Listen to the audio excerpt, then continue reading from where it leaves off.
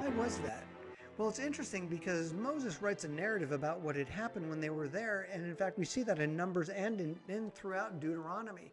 But Caleb was identified because he just was different.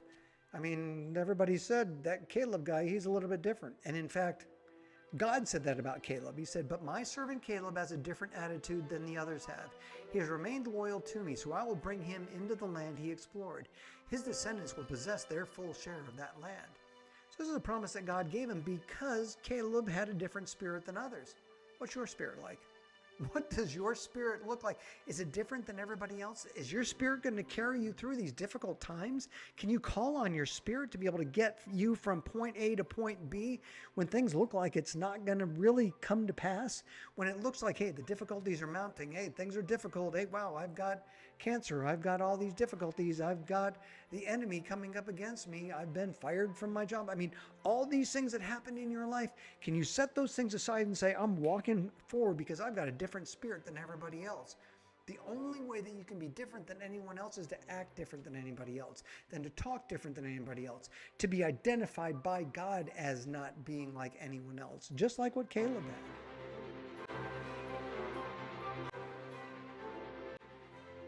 Hi, welcome back to the show. My name is Stephen Smith, and I believe that I have a word from God for you today, and that word is strategic still. This is the fourth session in this study, and what we want to do today is we want to do what no one else is doing. That's right, that's the fourth step in this. We've already identified and established what our greatest why is. We've identified and eliminated negative thoughts. We've developed a plan to take us there, but now what we want to do is we want to make sure that we're doing what no one else is willing to do. You know, a lot of people don't do things because it's hard, and a lot of people can't do the things that you want to do because no one's willing to take that step. But I know that you are. And so what we want to do is we want to identify how can we start doing this? How can we start getting better at what it is that we know that we want to do, whether it's changing our life or implementing this strategic plan or fulfilling our greatest purpose or whatever that may be. So what we can do is we can start out with Proverbs 16:3, right? It tells us, commit your actions to the Lord and your plans will succeed. We've been following along with the life of Nehemiah, and Nehemiah has given us a great picture on how we can do each one of these different things. He identified his greatest why. He had eliminated negative thoughts. He also developed a plan to get him there, and then once he got there, he started doing things that no one else would do. You know, he didn't act like any of the other leaders, and you probably shouldn't act like other leaders as well. What you should be doing is acting like you. Because you're unique and you have been called to this purpose that you're trying to accomplish. So why not take this and start becoming that person that you know you can be and start doing those things that no one else is willing to do that way. This is Nehemiah 5:14 and 15. And this is how Nehemiah acted, totally different than everyone else. Look at what he says. For the entire 12 years that I was governor of Judah, from the 20th year to the 32nd year of the reign of King Artaxerxes, neither I nor my officials drew our official food allowance. The former governors, in contrast, had laid heavy burdens on the people, demanding a daily ration of food and wine besides 40 pieces of silver. Even their assistants took advantage of the people.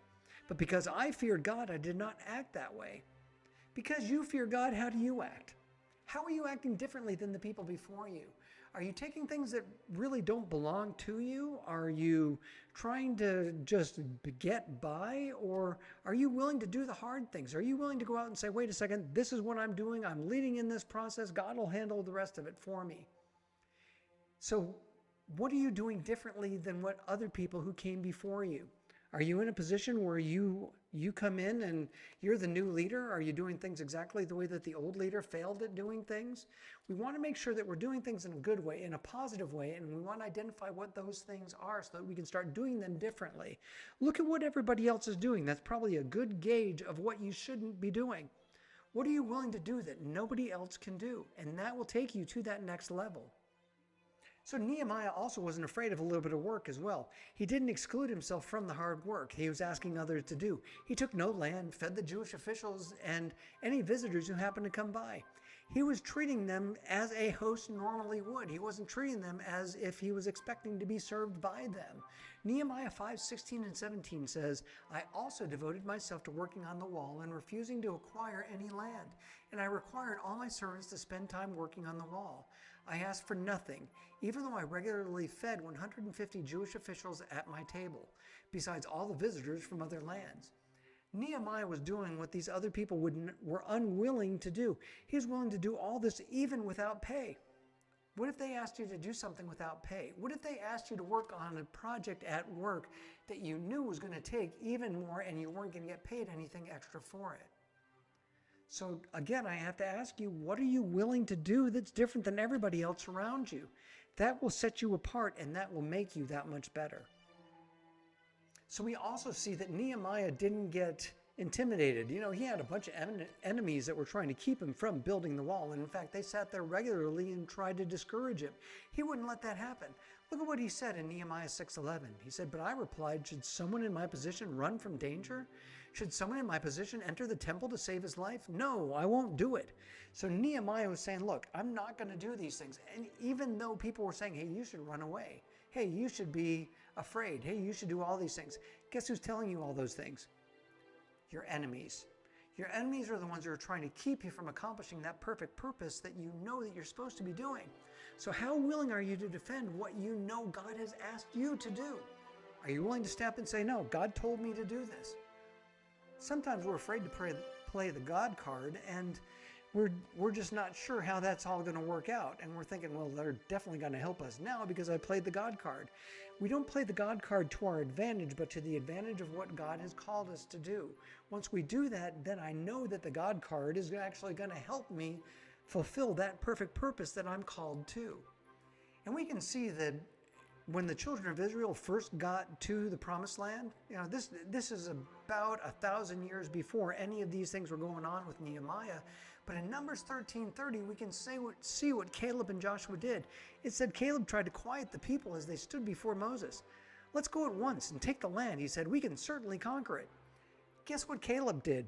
He did something that no one else, except for maybe Joshua, was willing to do. Everybody else said, no, don't do it. In fact, they talked about stoning them. When things look difficult, what is your response? Are you still standing by what you know you're supposed to be doing? If you can do that, then you know that you're going to be doing things that nobody else will do. People will buckle to pressure all the time. Lots of people, most people will buckle to pressure all the time.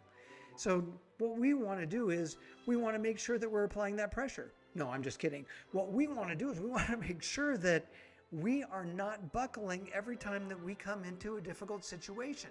If I come to a difficult situation, if I stand strong with my beliefs, with what I know I'm supposed to be doing, then there's nothing that can stop you. Get a positive attitude about this. Get rid of all those negative attributes. In fact, I think we talked about that the other day. What we want to do then is we want to stand strong and stand firm, just like what Caleb did. And why was that? Well, it's interesting because Moses writes a narrative about what had happened when they were there, and in fact we see that in Numbers and in throughout Deuteronomy. But Caleb was identified because he just was different.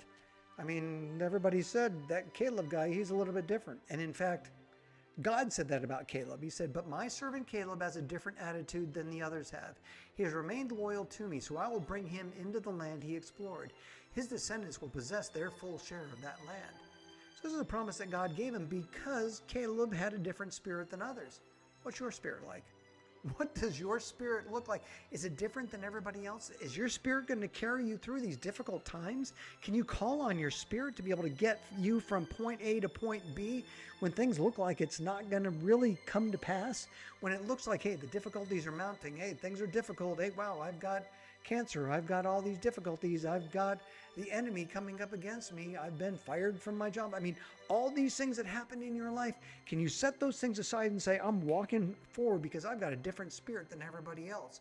The only way that you can be different than anyone else is to act different than anybody else, than to talk different than anybody else, to be identified by God as not being like anyone else, just like what Caleb had. You know, even later on in Caleb's life, he goes into the promised land. He's 84 years old. He goes to Joshua and he says, look, give me the hill country that the Lord's promised.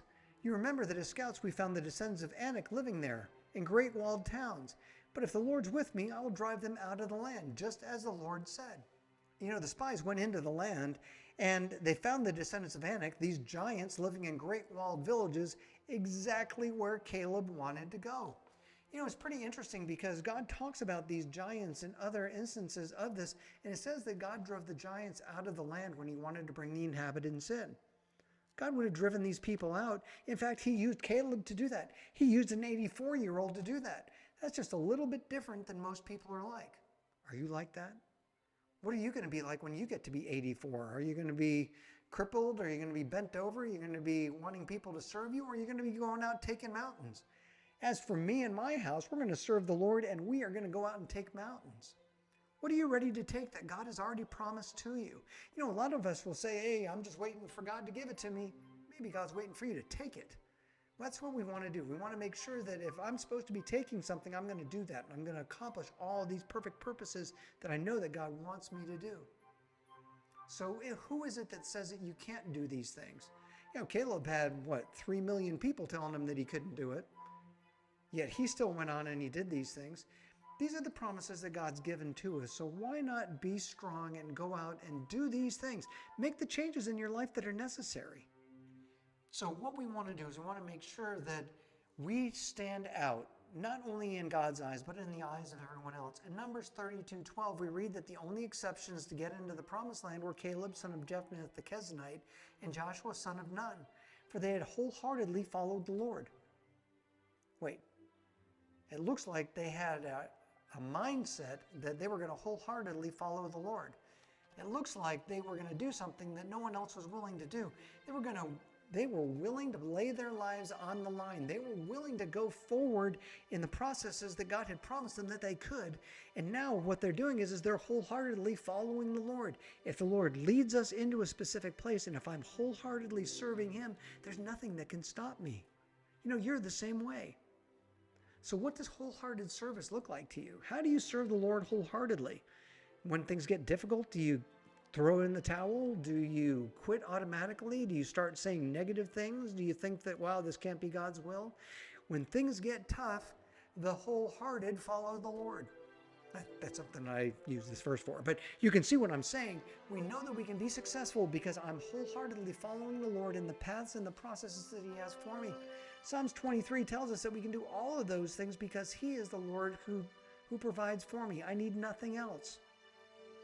So we used this verse yesterday. This is Jeremiah 15:19, and we can see that we were created to influence people. We were created to do these things, and we were set aside for a specific task. And if I know that I'm set aside for a specific task, and if I'm supposed to be influencing others, I'm not supposed to be influenced by them.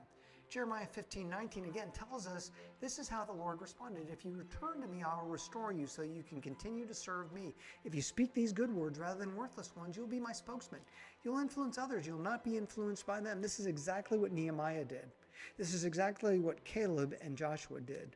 This is exactly what Peter, James, and John did. That set them apart from the other apostles as well. God wants us to influence others. He wants us to do those things that nobody else is doing because we can only do them through his strength. So start thinking big. Start thinking great. Start thinking grand. Start changing your plans from these weak, little, anemic, little girly plans to something that you can really accomplish, something that's really something that will be a lot of fun for you, something that you'll look back and say, wow, God was really with me when I did that. Look at what we accomplished.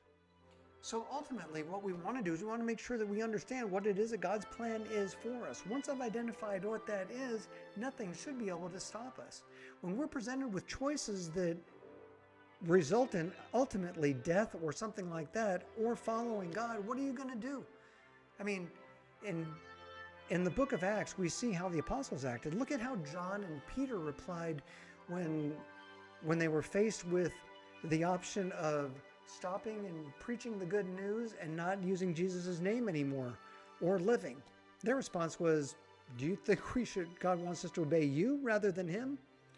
You know, we can see that we want to listen to and obey God in everything that he tells us, because once we are able to do that, we're going to be doing the things that nobody else can do. You know, when you're able to do that, then you can see that other people can recognize that as well. And in fact, even Gamaliel said, wait a second, these guys have got an attitude here, right? This is Acts 5:38 and 39. Look at what he says. So my advice is leave these men alone. Let them go. If they're planning to do these things merely on their own, it will soon be overthrown. But if it's from God, you'll not be able to overthrow them. You may even find yourselves fighting against God. So if God's told you to do something, and if God's on your side, who can stop you again? Nobody. Not man, not any circumstance, not anything else. God will make sure that you're able to follow through in the processes that He told you to commit to. And if you're committed to them, then you're going to be like that. And nobody is going to be able to stop you. And in fact, they'll be fighting against God, not against you. So what we want to do then is we want to make sure that we're not acting like the world around us. And we've already used this verse once in the study as well, but I really want to go back to Romans 12:2 because it tells us not to copy the behaviors and customs of this world, but to let God transform us into new people by changing the way that we think. Then we'll know what God's will is for us, which is good and pleasing and purpose. So what we want to do then is we want to make sure that we submit ourselves willingly enough to God so that He can transform us into what He knows that we can accomplish. And the only way that I can do things that nobody else is doing, the only way that I can live my life that way is to allow God to change the way that I think. Once my thinking is transformed, then I can start going out and doing those pleasing and perfect things that God has in store for me. So we know that Jesus told us in Matthew 7:13 and 14, He told us, you can enter God's kingdom only through the narrow gate. The highway to hell is broad and its gate is wide for many who choose that way. But the gateway to life is very narrow and the road is difficult and only few will ever find it. Only a few are going to be saved. That's a kind of scary thought, isn't it? What we want to do then is we want to make sure that we're focused on what God wants us to do and that we're a part of these smaller group of people doing things that no one else is willing to do. God wants us to push through the difficulties in our life. God wants us to push through these hardships in our lives. It doesn't matter what you're going through. If God is with you, can't you accomplish all things through Him? You know, what will define your life here on this earth when you're done? Is it the way that you fought against these things and the way that you stood up for what was right, the little guy, so to speak? Is it the way that you took the gifts and the tools that God gave you and used them for His service? What's going to define your life here? And the only way that we can really make sure that we're defining a life and we're making a difference in everybody's life is to do the things that nobody else is willing to do. So what we want to do then is we want to take 4 steps in our processes to get ourselves to that next level. This is all based off of Colossians 1:10, which we've been looking at every one of these 4 days so far. Then the way that you live will always honor and please the Lord, and your lives will produce every kind of good fruit. All the while you will grow as you learn to know God better and better. So the way that we can do that and the way that we can start doing things that nobody else can do is we need to start getting these ideas in front of us and identifying what they are. But then I can move against them, right? So the first step is going to be, what is the most difficult task that you're faced with today? Why not write that task down and start working on that one right now? Next to that, you want to write down, what did you do the last time that you addressed them? Did you actually do them or did you let them slide? Because a lot of us, what we'll do is we'll see these difficult tasks and we'll say, hey, I'll do those tomorrow. Oh no, I'm going to save that for just the right time. I got to make sure I'm in the right state of mind. Your right state of mind is when you begin at the beginning of the day. So start doing things, do all the hard stuff first. The rest of your day is going to be easy if you do it that way, right? The next thing that we want to do is we want to write down what would happen if we were to address them first in our lives. If I were to address this first and get this out of the way, maybe you spend 2 or 3 hours on it, but as you get better at this, these more difficult tasks are going to be easier to accomplish. You're going to fill yourself with better tools as you go along. Every night before you go to sleep, try listing 2 things that you could do in your life different tomorrow. You know, we can go through and we can look back and say, wow, I didn't do this, I didn't do this. Maybe what would happen if I stayed off of social media all day tomorrow? Well, except for these videos, right? But what would happen if you were to stay off of social media for a day? What would happen if you were to tell your wife that you love her? What would happen if you loved on your kids for a while or took them out and did something special with them? What